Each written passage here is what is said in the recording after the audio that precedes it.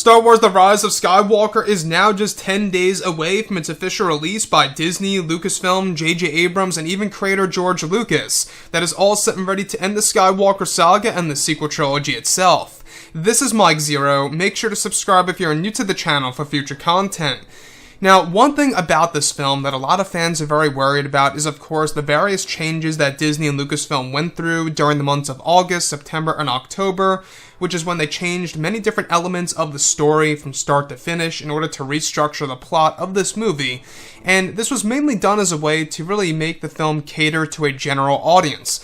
Now, just a couple of hours ago, we went over Bob Iger's statement with the Wall Street Journal of how the future of the Star Wars movies are going to be more so catered to common moviegoers and not so much Star Wars fans per se, which I honestly think is a very bad decision, and it seems like that they are doing the same exact thing here with The Rise of Skywalker. Now, about the ending of this movie, a lot of fans are very much on edge with how this film is going to end. And with that being said, this movie does have a lot going for itself for a lot of different fans around the world. Now, on top of all of this, what's rather unfortunate has all to do with the various changes made to the ending of the movie, where it's explained that through many of the changes and adjustments by Disney and Lucasfilm for the second and third acts of the film, it's explained that Disney wanted to restructure the plot to make the film cater to a general audience. It's explained that one of the major changes that Disney and Lucasfilm made was by deleting many scenes from the movie in order to shorten the running time of the movie and to focus more on the newer characters. It's explained that one of the major scenes that were deleted by Disney during these changes was the cancellation of Anakin Skywalker appearing at the very end of the film. It said that originally Hayden Christensen appeared as a Force ghost during the final battle between Rey, Ben Solo, and Palpatine, and that ultimately Anakin's scenes was completely cut, and that Disney wanted to reduce him down to only becoming a Force ghost voice.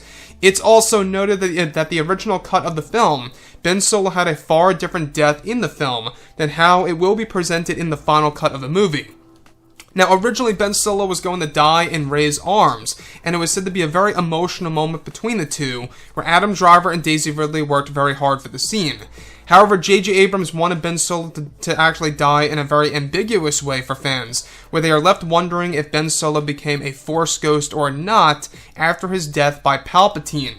Ben Solo's death is said to be very fast, and that Ben barely fights Palpatine in the film, and only stands up to him, blocks Force lightning, pauses, protects Rey, and then gets hit by the lightning again, getting thrown into a bottomless pit.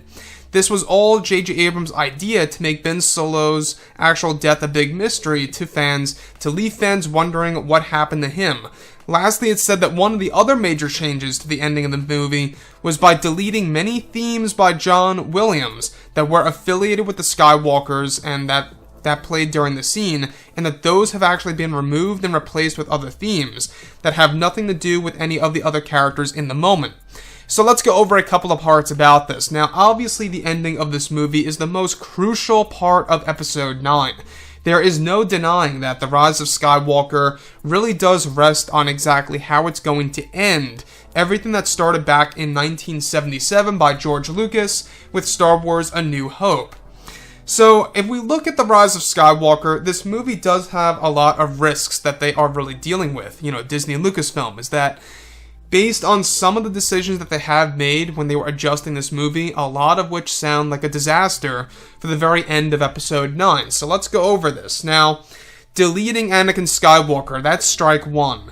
When we look at Anakin Skywalker, he is the face of the franchise. He is the Skywalker, the chosen one. The man who became Darth Vader, who redeemed himself to save his son Luke and destroy the Sith once and for all.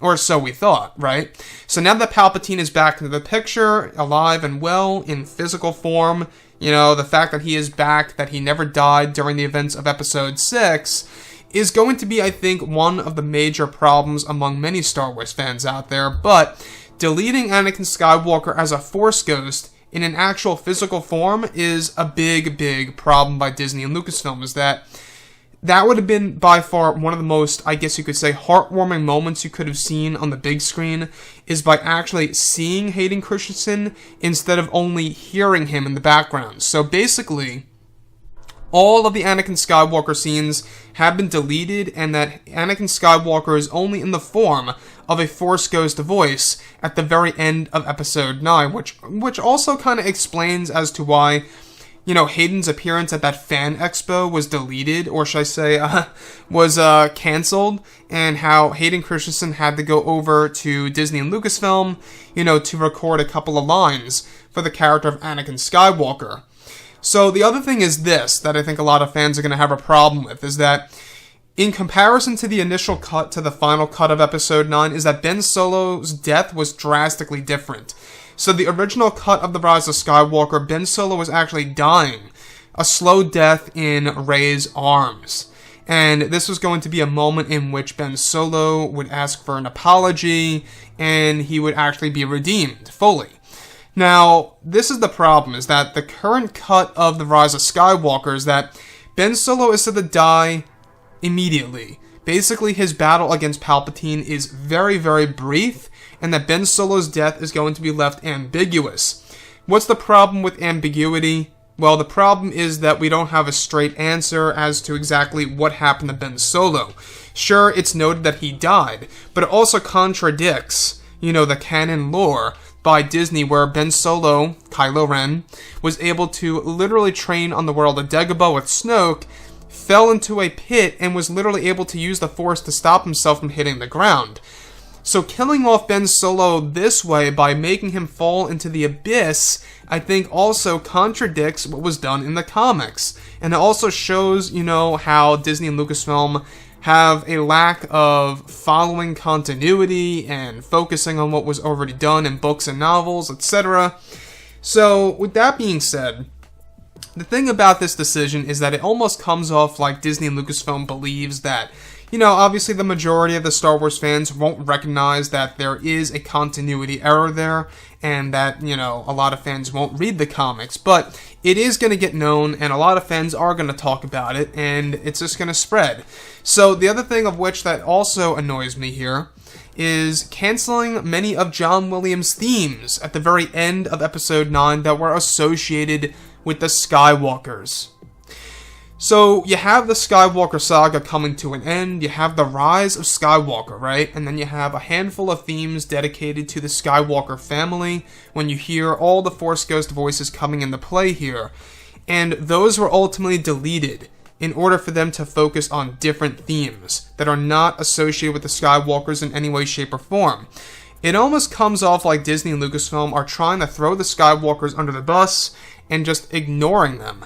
Meanwhile, this is the very end of the Skywalker saga. This is a big deal. You know, this is the very end of everything that started back in 77.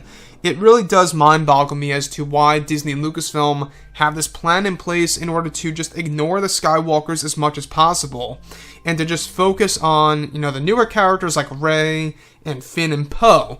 You know, if they're going to focus on those characters, I still am confused as to why they still call it the Skywalker saga then. You know, yes, sure, you have Kylo Ren, who redeems himself as Ben Solo, and he's got that Skywalker blood, but at the same exact time, the true Skywalkers seem to be ignored. So, with that being said, moving on forward, the very ending of this movie, the fact that they reshot 80% of it, 80% of the ending was reshot during the months of August, September, and October. This also led to, you know, the cancellation of the major villain in the film. Originally, we were going to have Matt Smith as the Dark Acolyte being taken over by the spirit of Sidious. Would have been pretty interesting, would have been something different, something new. Could have very well explained as to why, you know, Palpatine was still alive in a more realistic sense in the Star Wars world.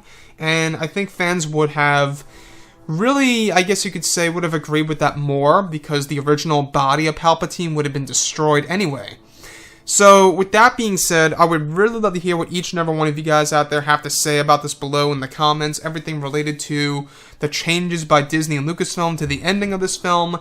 And if you guys did enjoy the content for today, do make sure to drop a thumbs up on this video to support the channel. I thank you all so very much for the kind support, and I'll catch you guys next time.